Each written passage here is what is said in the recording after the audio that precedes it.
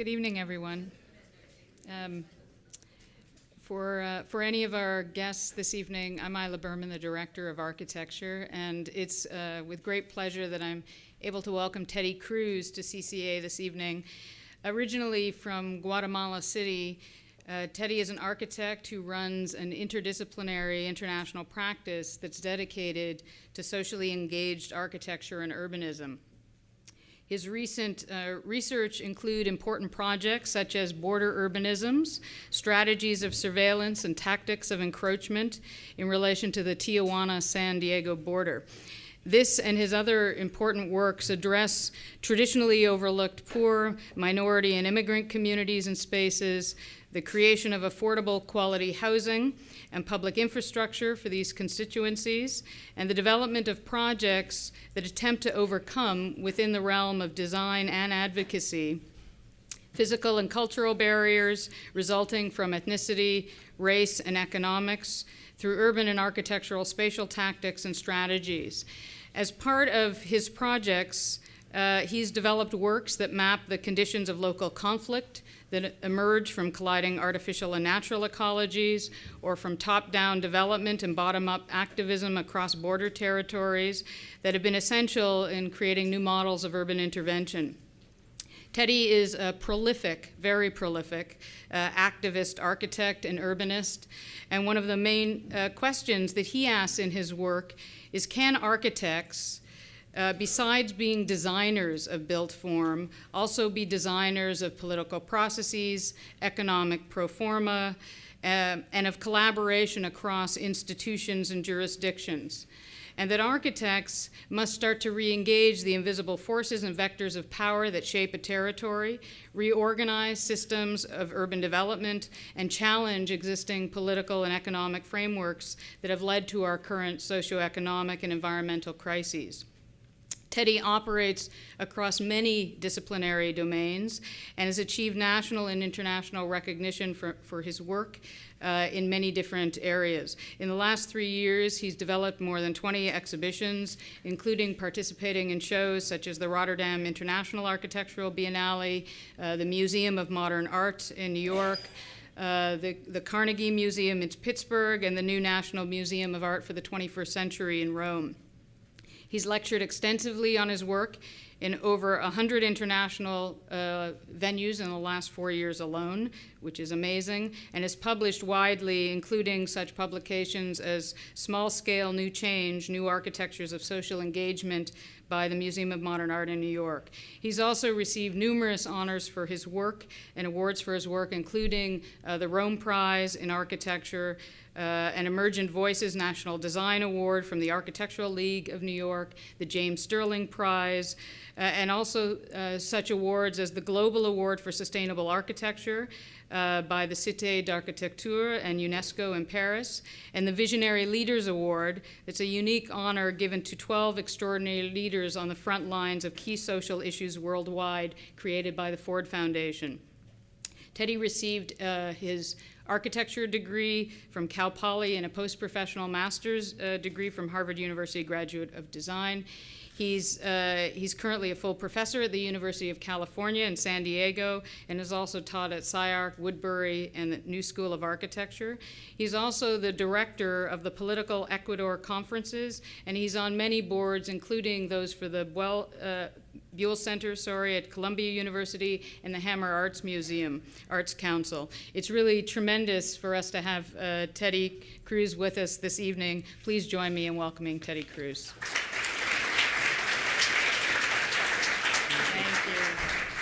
Thank you.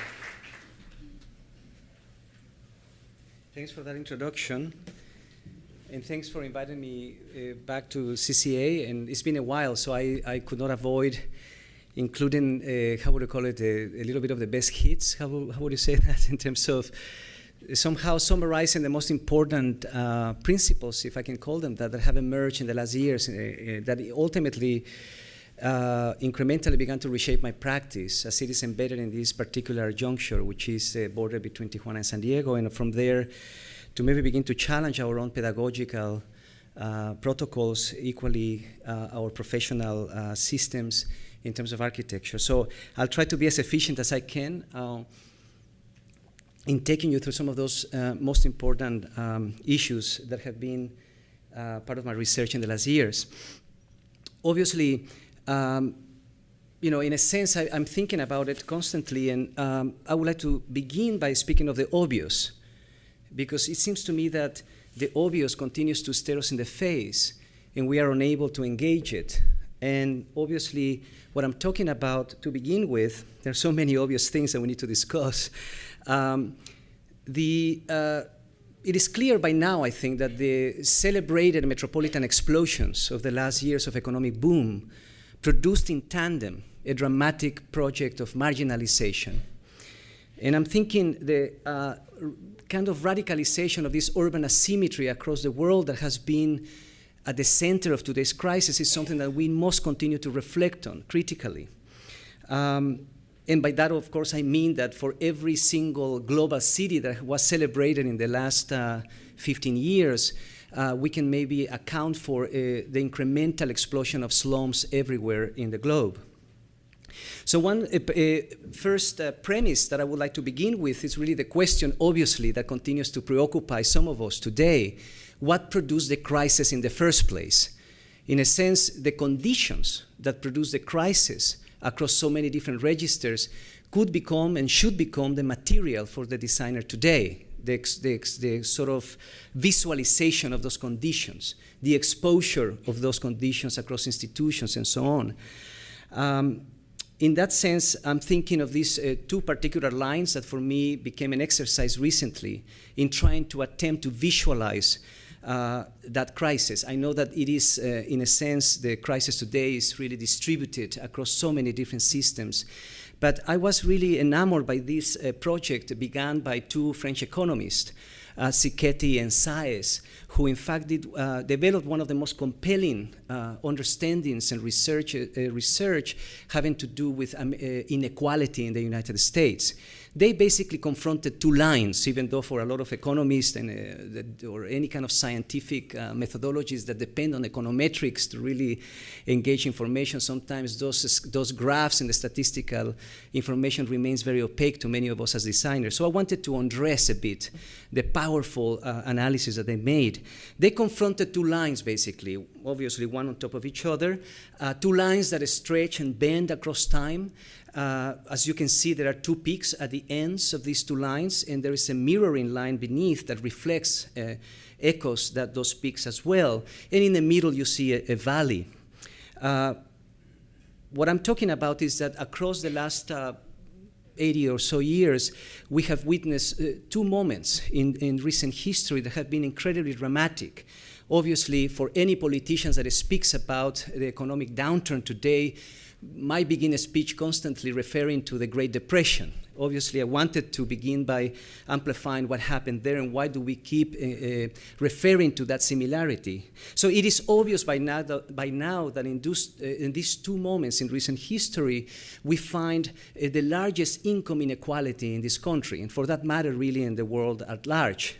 The Great Depression in 1926, and obviously the crisis as is officially unveiled, because it had been with us for a long time without being recognized in 2006. But what we very seldom recognize is that dramatic gap, as the resources from the many began to be mobilized to the very few, is paired with the line beneath that shows us that in those two moments in history, we find also the lowest taxation on the wealthy. Obviously, again, this begins to unveil and to expose the hypocrisy, in a sense, of a sort of trickle-down economics that have been perennially defining a kind of strange idea of the American dream as the almighty right to be left alone. In other words, it is here where we begin to see and expose the strangeness of how probably in the United States is the only country in the world where the poor defend the rich in suggesting that by detaxing the wealthy, somehow that wealth will come down and make us and touch us at some point in time. While all of these issues are obvious, I imagine, to many of you, I think that this is a very tangible evidence. But what I began to also reflect out of this research is that while we are all in agreement that this transformation institutionally, again, as the economic and political power is consolidated in the very few, we never really seem to talk about the valley in between these two peaks. And I'm referring, of course, at a period in American history. Again, I'm not a historian, but I've been very interested in the recuperation of institutional memory that might suggest that what is very different, again, while our time of crisis, even more dramatic today, even though we don't witness it, or we don't have the evidence as it existed then in the Great Depression, while those two moments are very similar, what happened after the crisis is very different. If anything, after the Great Depression, we find the emergence of the Bill of Rights by FDR. Somehow the sectors that have been divided, meaning civil society, government, and civic philanthropy, begin to, in that period, synergize to seemingly construct a more equitable distribution of resources. Already by this time, obviously, the New Deal emerges, which implies an incredible investment towards the public. The kind of ridiculous conversation today about detaxing and the prevention, in other words, the kind of austerity measures everywhere today must be compromised in the context of this history. Here, what really began to energize a very different economic model is really an investment in programs such as the WPA, which invest in infrastructure at top-down and bottom-up levels, unprecedented investment in public infrastructure, public housing, public parks, public health. Obviously, public was not a forbidden word from our political language. And I don't want to get into the details because obviously I don't want to over-essentialize this, even though I depend sometimes in the drama of the gesture, okay? But the point is that throughout this history, we find a very problematic idea of the top-down public. Nevertheless, all the kinds of recipes of urbanization that paved the way for an oil-hungry expansion of sprawl were basically supported by that wrongful, at times, idea of the public. But nevertheless, what I'm trying to get at is that at least the question there was, where is our collective imagination? And whether the government, the institutions of civic philanthropy and of civil society, again, could reorganize themselves to rethink the protocols themselves in the reformation of institutions of urban planning and development. The kind of gap that today has exacerbated the crisis, a division between urban policy and the public's imagination, is something that needs to be opened up to begin with. In other words, what I'm trying to begin with is with a reflection that while we might be prompted by our own silos of specialization to suggest that the crisis today is only economic or maybe environmental, obviously it's both and beyond, we must begin, I think, by forwarding the crisis today as a cultural crisis primarily. By that I mean a crisis of the institutions, unable to rethink their stupid ways of acting, without being able to rethink their own protocols across academia, across government or development. So yes, the inability of institutions to question critically the way we've grown, the stupid ways by which we have grown, obviously have become unsustainable, these recipes of development. But recently I've been reflecting a lot that while this is the problem, also I want to say that the problem is particularly embedded in the kind of generation not only of the images of stupidity emerging from this urbanization in steroids, but the problem is the way we pretend as professionals to solve the problem. And in a sense, I have, basically I'm talking about that without fundamentally challenging the politics and economics of growth, of this greedy and selfish urbanization today, without challenging the very political and economic frameworks that have enabled it, I think we are not going to advance our conversation one bit. And I think that obviously I already suggesting that to students and to all of us, which has been my inspiration, can we expand our modes of practice so that we could also begin to infiltrate into those protocols. I think designers could add a lot to that conversation. In a sense, again, obviously, this has been a crisis prompted by institutions of exclusion that have exacerbated the division between enclaves of mega wealth in the sectors of precariousness and poverty, the kinds of communities of service that are needed to support migrant communities of service that are needed to support that glamorous metropolitan explosion.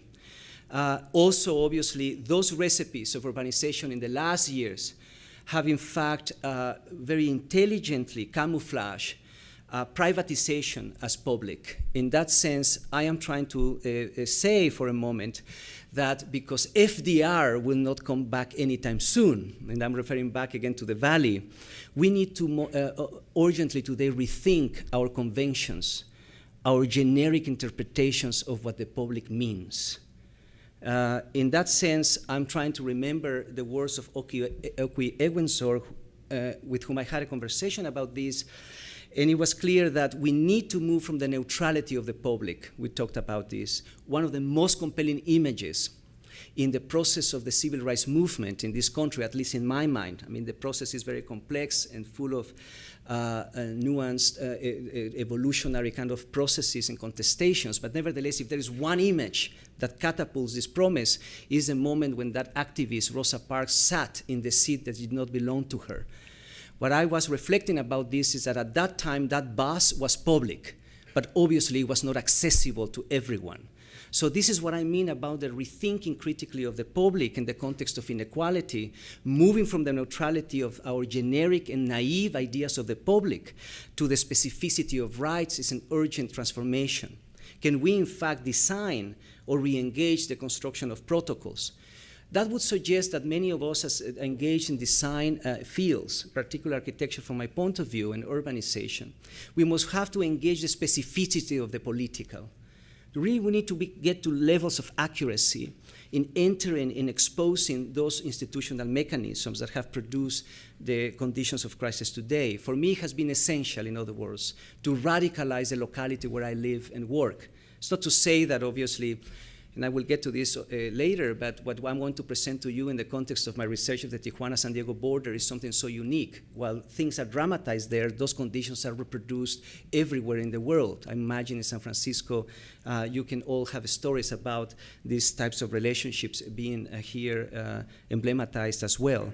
But there is something about the political economy of division that is amplified at this very juncture between San Diego and Tijuana. And this map of, how would I call it, a kind of typical figure ground drawing that planners do, I find extremely problematic. Let's not discuss about conventions of representation because it gets me really emotional. But what other ways of representing the city is one of my questions in terms of visualization. But here I reverse the recipe. By that I mean white is buildings and black is the leftover space, just to dramatize how Tijuana crashes against the wall.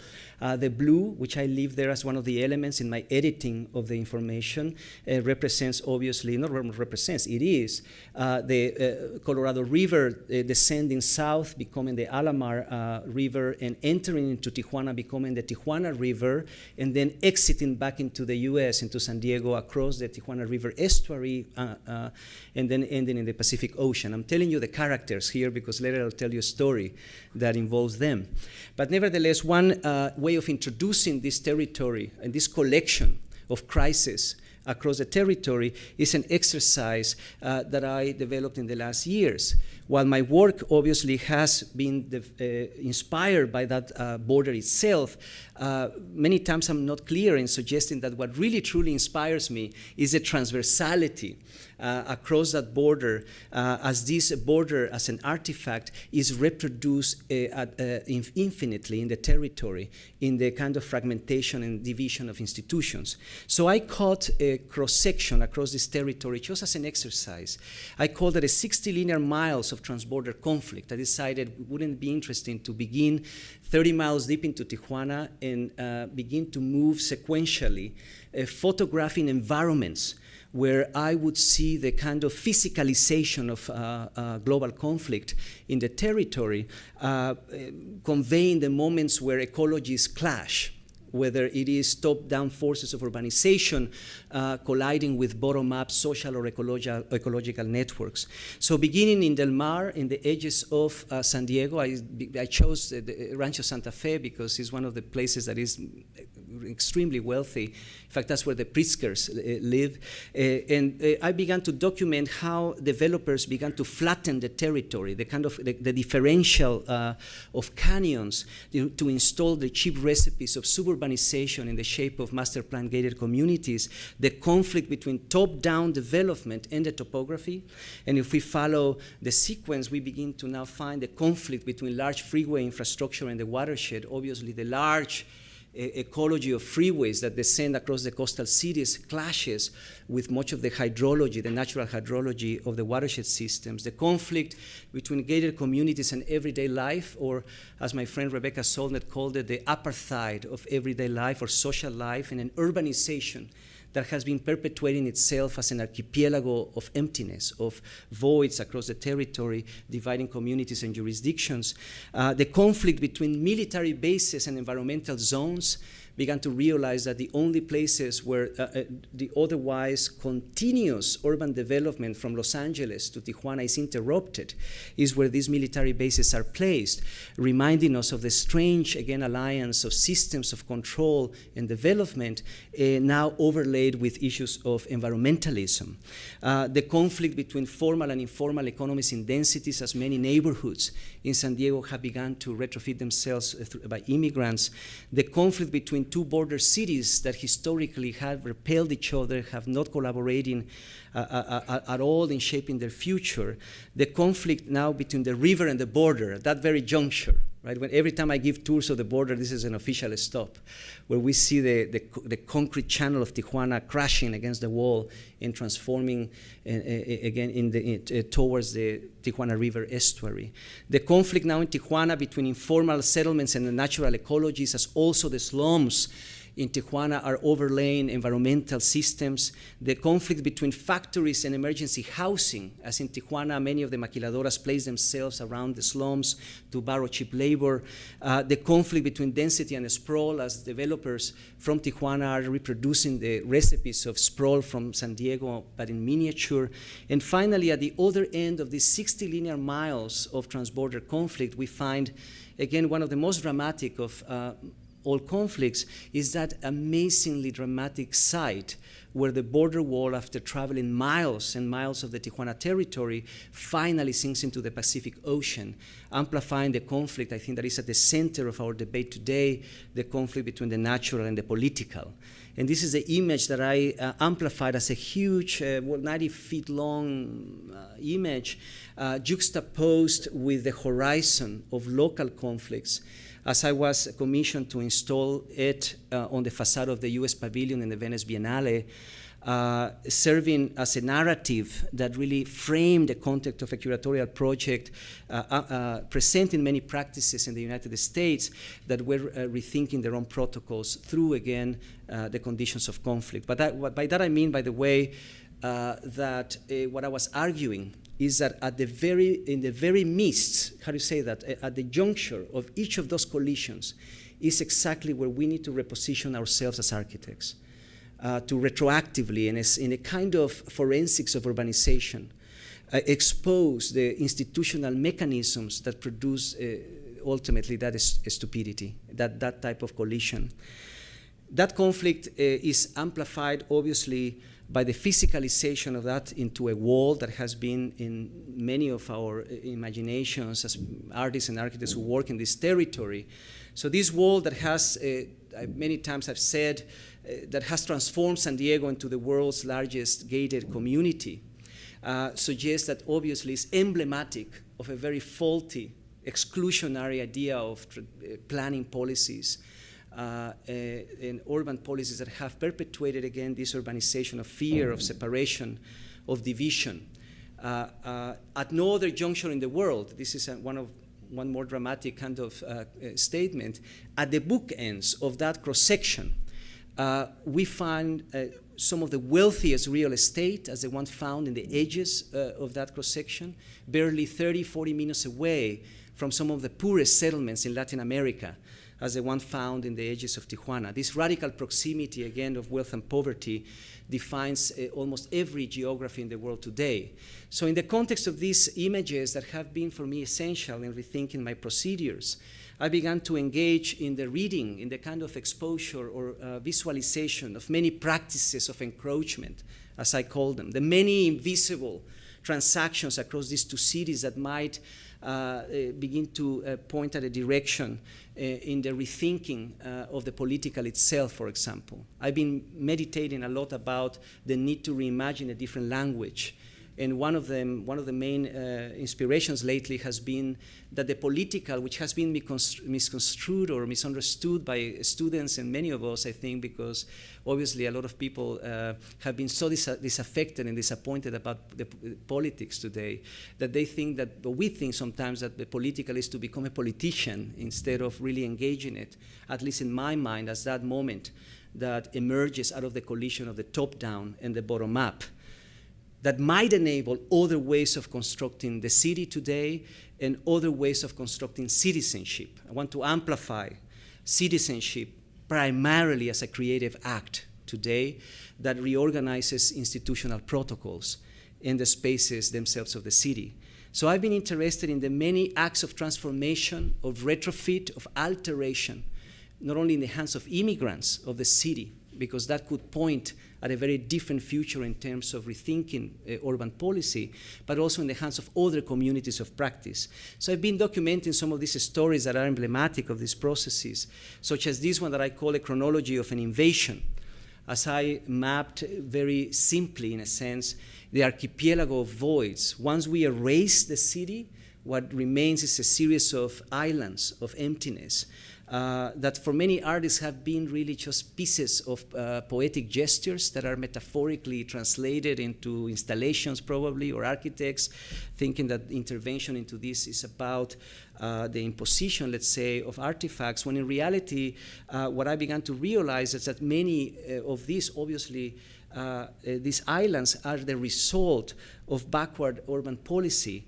And I've been actually zooming into some of these environments to analyze them a little bit further, within which stories of retrofit have emerged, such as this one, which involves a series of teenagers in the last years who one night, they told me, as I began to interview them years after this event, one night they decided, because in the city they did not have a viable skateboard park, to organize themselves, go to Home Depot to buy shovels, and as a group invade this space under the freeway to begin digging their own mounds for constructing a skateboard park. This is, by the way, the official island, is more accurate. When I went to the municipality asking for the jurisdictional zone of this empty space, this is what the municipality gave me. When I began to interview the teenagers, they told me something that none of my colleagues or my students or even myself I had asked before. The teenagers told me that the first thing they did when the police came, in fact, to evict them 2 weeks later after they began to excavate, and as the teenagers began to organize in order to fight back, in a sense, the first thing they did was to understand the specificity of the political power inscribed in that empty neutral zone. In other words, the specificity of jurisdiction. They realized, they said, that they had been lucky because they had not begun to dig under Caltrans territory. Obviously, Caltrans is the state agency that governs and manages the freeway, and as you know, the freeway in California is hugely sacred. Nobody touches it.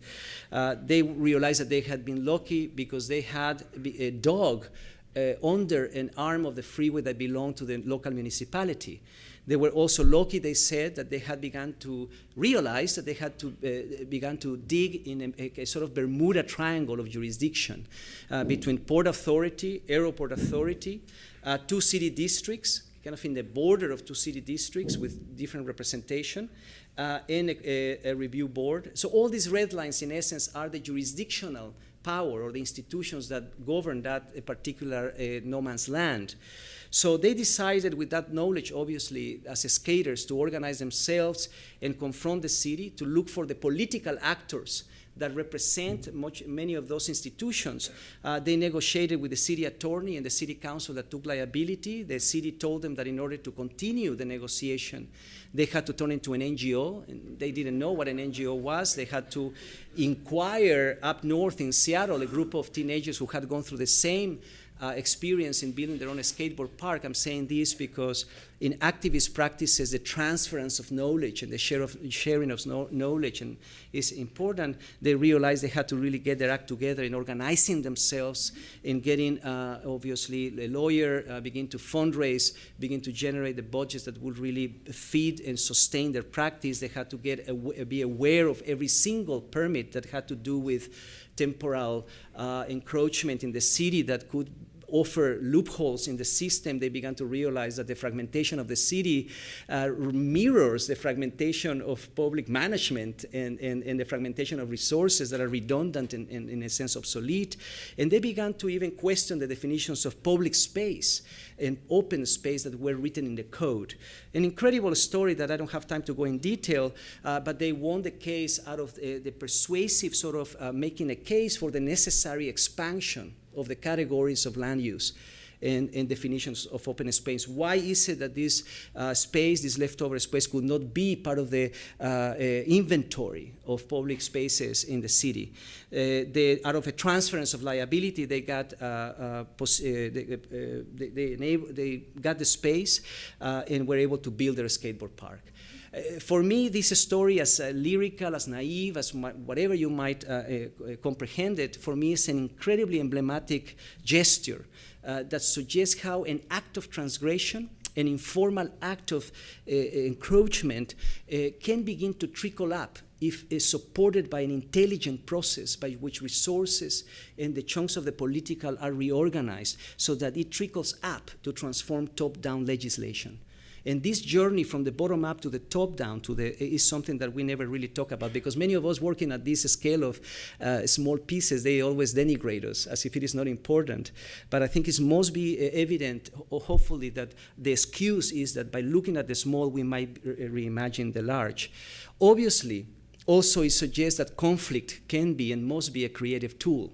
The visualization, the entanglement that they went through in really visualizing the kinds of strangeness of public management. The fact that they, in the context of urgencies, began to construct a community. This is something essential, very important to talk about. When some of us working on these categories, we tend to throw the word community constantly. I mean, what is it really that constructs community? And obviously, the kinds of urgencies, the kinds of affinities begin to construct a community out of activity, out of a series of practices. The fundamental questions that these teenagers told me have reshaped my practice in many ways. Began to realize that no intervention in the territory today can begin or can happen without asking those fundamental questions. Whose territory is this, after all, and who owns the resources? Because we as designers could in fact be the ones conceptualizing new ways of reorganizing jurisdiction and those resources. And finally, out of these sort of lessons, and by the way, I meant to say that many of these yellow slides are my sort of mini manifestos, okay, that I'm trying to reflect and share with you as I reconstruct and construct my practice every day. That as we are taught in schools of architecture to design beautiful spaces that somehow will be magically places where people will show up. We must do that. I don't want to polarize aesthetics here. We must really advance aesthetics. But we cannot only pretend that those spaces will manage themselves. Who is going to take care of those spaces in the long term? I think that the correspondence and the simultaneity of space and protocols, that these teenagers constructed an organizational system of management of that space to make it sustainable and to really make it accessible. So it is these type of reflections from very small narratives in these acts of retrofit that have, in my mind, in the last years, informed my practice. Obviously, all of us as artists think through images, and the drama of these images need to be recontextualized. And so the transborder informal urbanization, again, people going north in one direction and maybe waste going south have in the last year been the main type of flows that have informed my practice, even though we know that there are so many more complex flows across the border, primarily in the last years, as drugs go north and cash and weapons go south, and many other conditions that we must engage in the multiplicity of vectors that construct these dynamics. But I zero into these two conditions. It was so dramatic at some point, being an architect living in this territory, to see how the small bungalows of the post-war years, the small houses of the mid-cities, the kinds of levee towns, let's say, as developers were building a more inflated version of themselves, these small bungalows were given to Mexican developers to be brought into Tijuana. So these are small houses waiting to cross the border. So not only people cross the border, obviously, but entire chunks of one city move to the next. And when these houses cross the border, they are put on top of these metal frames, leaving, again, the first floor to become the second, open-ended to more house or small business in this type of, I call this a kind of club sandwich of urbanization, this fearless approximation of layers. And many of you who might be familiar with our research, these images have been disseminated widely, but I want to remind us of the incredible creative intelligence in this sort of transformation of urban debris into other opportunities, such as the discarded rubber tires. We might have seen images of this throughout history, but look at what people now in conditions of socioeconomic emergency are able to do here as they figure out how to fold and loop and interlock a tire in order to construct a more efficient retaining wall, which might echo the most progressive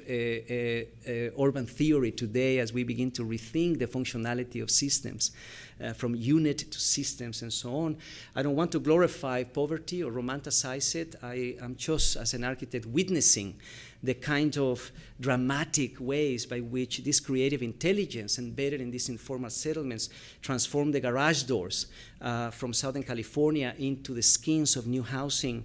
Imagine the waste of one city constructing the other. But as I said, it's been essential to clarify that the informal here for me is not only about an image, that the informal cannot just be an aesthetic category, even though we would not deny that there is something amazingly powerful in this bricolage.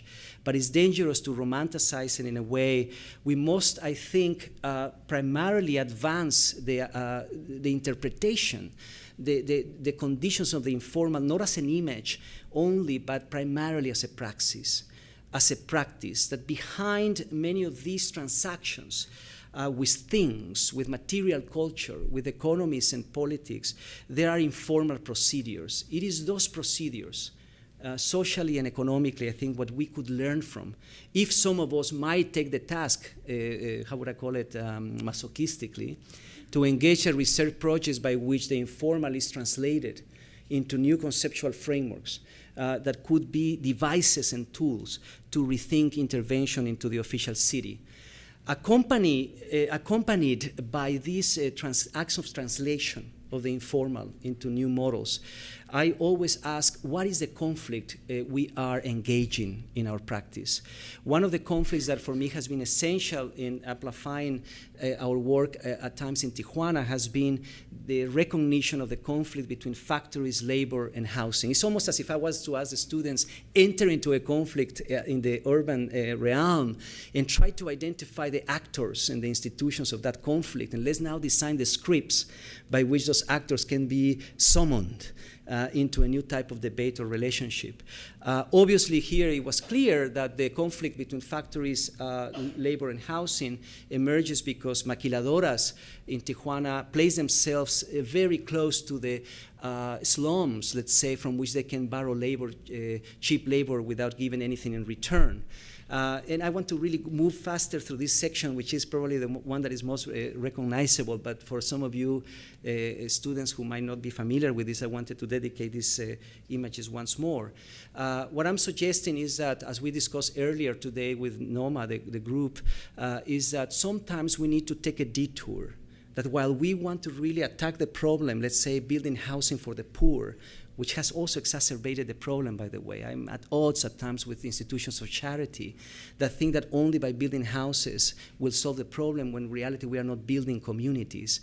And it's been essential to really take a detour from the problem solving, let's say, to engage other spaces of production. So we decided to take a detour to many of those factories, primarily this one, which is a Spanish maquiladora called Mecalux, that produces these pallet frames made of light metal. The factory as a site of intervention, we thought emblematically. Again, many of these projects serve as emblems of procedures that are really ongoing. So we began to engage, obviously, the political economy of waste. What is it that produces, again, these transactions to construct a new type of model of urbanization? So we went to the factory, presented a very simple kind of act of, how would I call it, of negotiation with the CEO of this factory. As the factory borrows cheap labor, can it give something in return?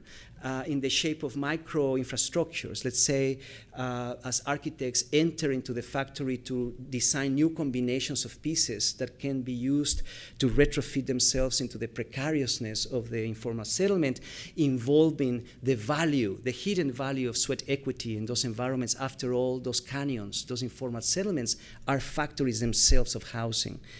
So in this triangulation of material systems and protocols, we began to produce a couple of kind of models. One is this lightweight metal frame that does not need welding, again, borrowing the systems existing in the production line of the factory, but that can be supported by municipal subsidies, a kind of an economic model or business plan from the maquiladora, and engaging the activism on the ground to distribute them and manage them. As systems that can be retrofitting themselves to manage water or to simply retrofit themselves into the existing infrastructures. As you know, many of these environments in the first rainy day or season are washed away because they lack the infrastructural support. So these, which are the most literal ones, is using the pallet racks themselves as ways of stitching the joists and the houses and the garage doors in the similar way that those rubber tire walls are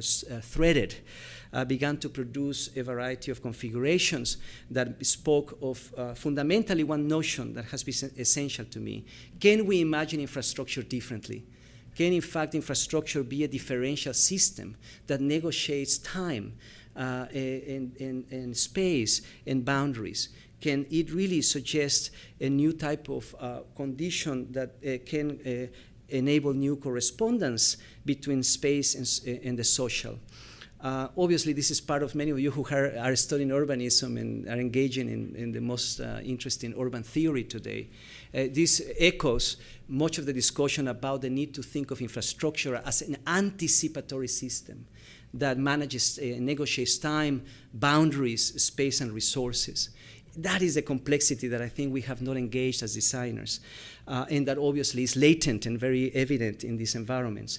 So while waste goes and moves southbound, people go north in search for dollars, and nowadays precariously, obviously. So most of my research really and my work has focused on the positive impact of immigrants in the transformation of the American city and primarily the American neighborhood. The story that goes along with this part of the sort of the range is called the non-conforming Buddha, and it's a story. While the other one was about the archipelago of empty spaces, this one is a story of transborder land use, which in fact does not exist. These two cities, the most trafficked border in the world, these two cities have not engaged in the collaboration to shape a very different idea of land use.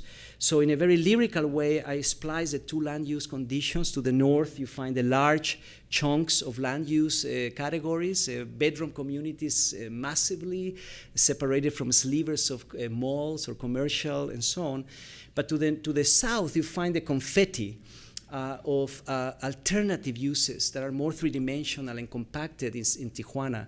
So I began to argue that this confetti of alternative uses has begun in the last years to infiltrate itself into the largeness of land use, of exclusionary land use in San Diego.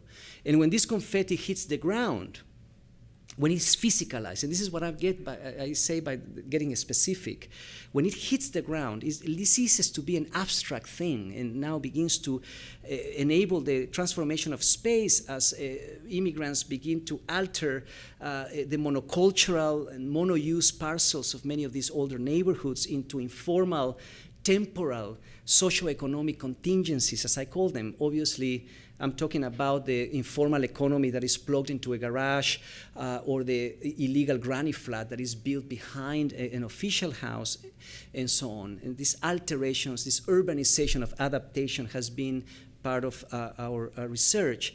From here, the stories that are so compelling, such as the informal Buddha, talking about a small bungalow that did not go in exile into Tijuana, but remain just to be altered by a group of Buddhist monks, transforming this small house into a Buddhist temple. And in so doing, obviously transforming and altering the parcel into illegal construction and spaces that would house a variety of programs across not only culture, but also economy and social organization. I'm talking about how in the midst of this informal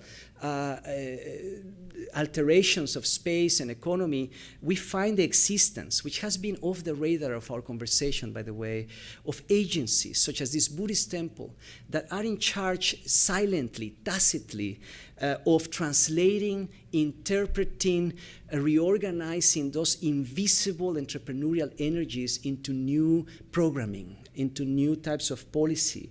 I'm interested in the role of these mediating agencies to whom and with whom and within which we need to operate as architects, the collaboration, the kind of synergy and encounter of knowledges between the bottom up and our ways of abstracting and of thinking in more complex ways of these processes. Obviously, because one of the most fundamental challenges today is the reconnection or producing new interfaces between institutions and communities. How to generate a new political language emerging out of this interface has been essential. One of them, that if I can, there are a couple of three maybe notions about this that are essential to me. The rethinking of density. I'm just trying to rush because I have my watch in front of me, but I wish I could ask you, what is density? What is density for, across academia, government, development? The answer would be hopefully the same, obviously, because density has been conceived in a very abstract way as an amount of objects per area. I mean, this is what has exacerbated the problem today, as we just deploy this throwing of these objects or artifacts in the landscape without any recognition to the investment in infrastructure, transportation, many of the issues that are part of our conversation endlessly. But my lessons in the kind of the learning curve in working with these neighborhoods in the last 12, 13 years has been the need to really challenge the abstraction, again, once more, of these strange policies.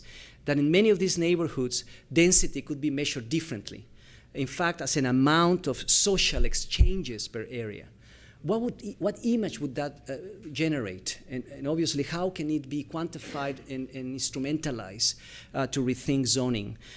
So yes, I'm talking about the value of social contingency into space. Mainly when many architects are seduced by morphogenetics and algorithmic-based type of formal transformations, but we always forget the social and the political.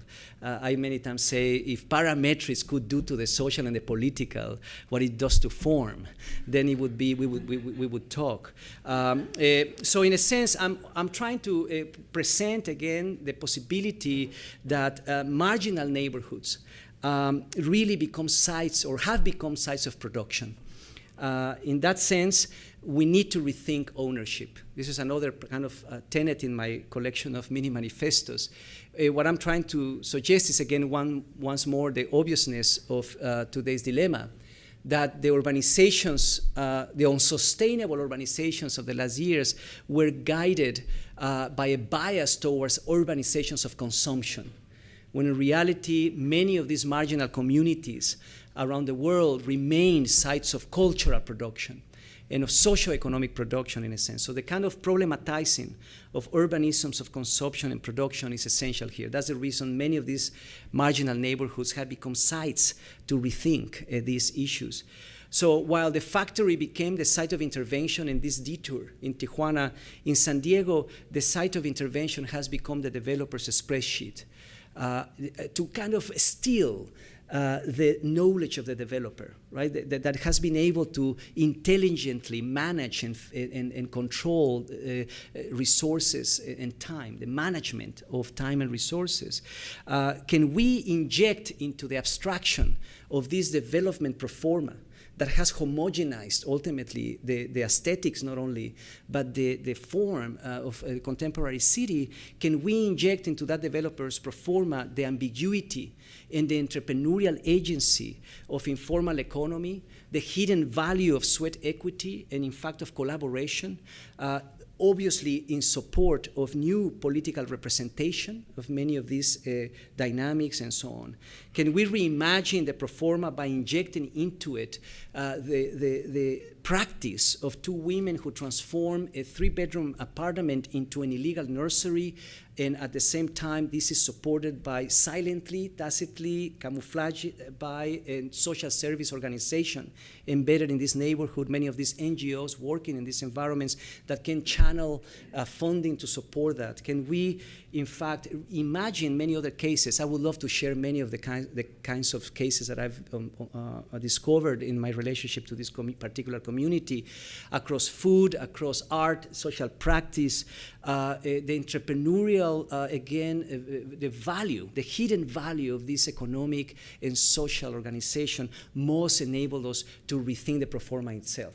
Not only that, but to begin with the fact, as a friend of mine in San Diego, Ted Smith, has been saying for years, that our fees as architects are already equity towards the formulation, are collateral towards the kind of mixity or of other ways of developing. In other words, nothing should prevent us from building our own housing today.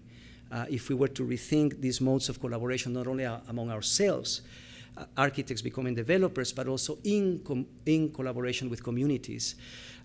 Obviously, this is engaging issues of mediation, representation by either schools of architecture or architects or community-based practices. But in essence, one primary principle in my practice recently has been the economic pro forma really can become an instrument to construct community by the synergy, again, by the kind of bundling of these practices, and to amplify that what we need to say today is really that these new modes of development need to be guided by the social economy of housing embedded in this informality. This would really open up a topic that is incredibly it's obvious, again, but never really talked about. We must rethink zoning. Many people that might reflect on some of the stories that I tell about the informal might think that I'm against zoning.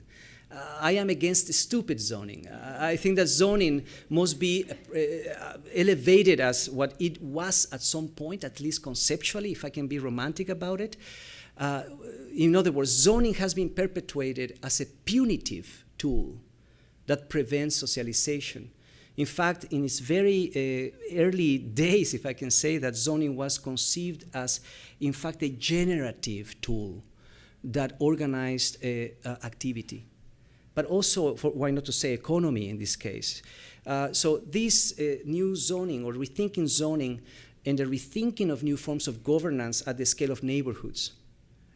So the neighborhood as a political unit that might enable the kind of rethinking of overlay zones particular to that environment is what I'm talking about. And here, obviously, the rethinking of the role of a designer interested in the designing of political and economic processes.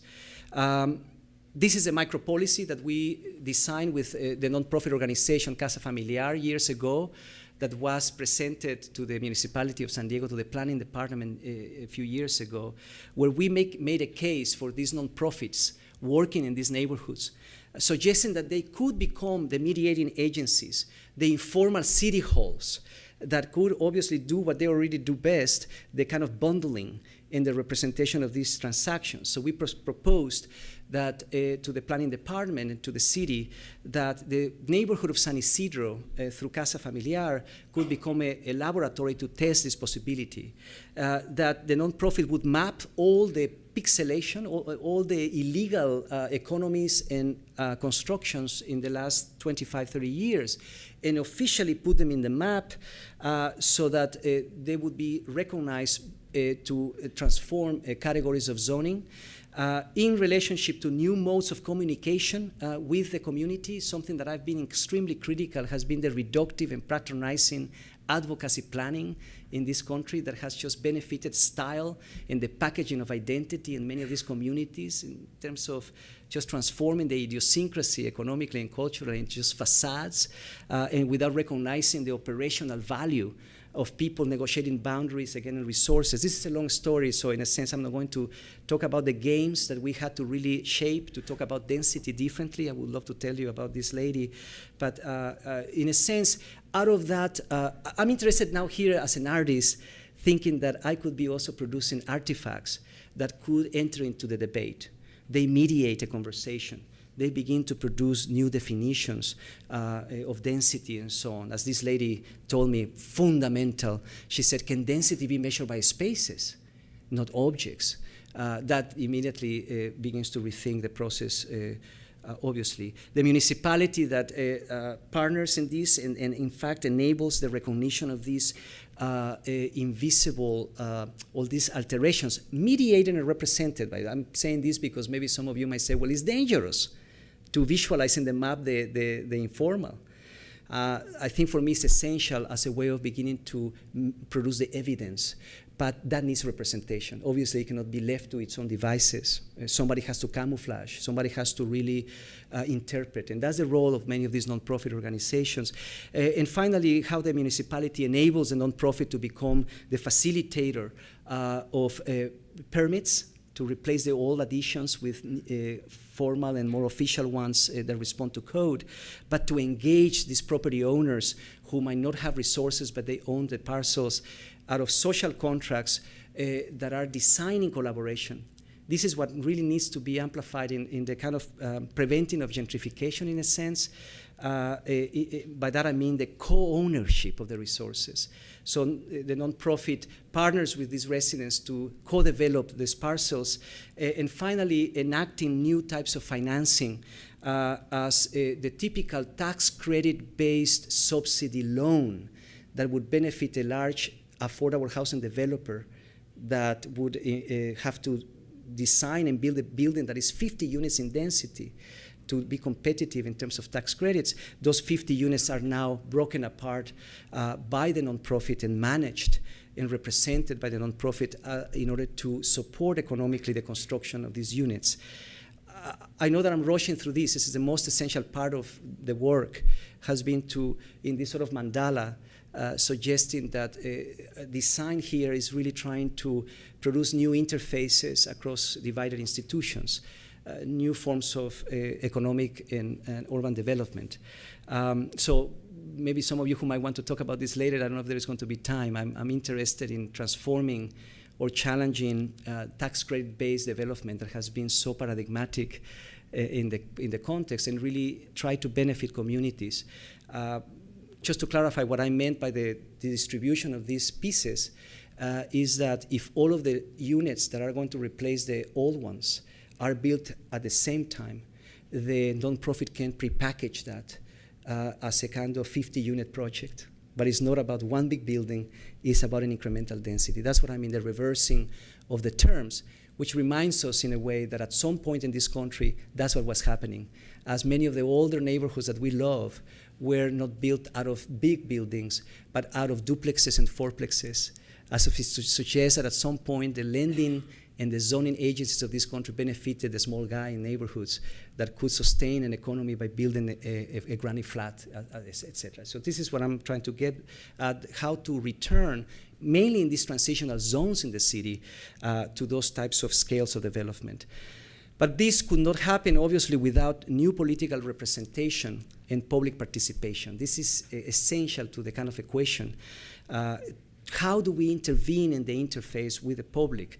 New participatory models that are less patronizing and more enabling of the rethinking, again, of the community's role in co-producing housing.